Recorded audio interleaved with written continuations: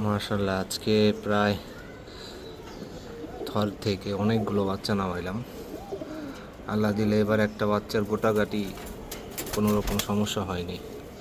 আসলে যত্ন নিলে গোটাগাটি হয় না, প্যারালাইজও হয় না। এখন হচ্ছে আরও যত্ন নিতে হবে, কারণ বৃষ্টির দিনে এসে পড়ছে, রোগ বালাই শুরু হবে সামনে। তাই এখন তাদের একটু প্রোবায়োটিক দিয়ে দিব। এন্ট্রোপ্লাস মোটামুটি একটা কোয়ালিটিফুল প্রোবায়োটিক। যেহেতু আজকে থেকে আলাদা করছে, ওরা তো একটু খাবার দাবারও কম খাবে। হ্যাঁ,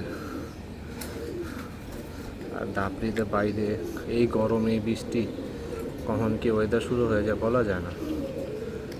কয়েকদিন যাবত তো প্রচুর গরম। এই চামচটা 5 গ্রামের। হ্যাঁ, এখানে আমার 2 লিটার পানি আছে। 2 লিটার পানিতে 5 গ্রাম এন্ট্রোপ্লাস দিয়ে দিলাম। বাচ্চাগুলারে খাইতে দিতে হবে। যে গরম পড়ছে,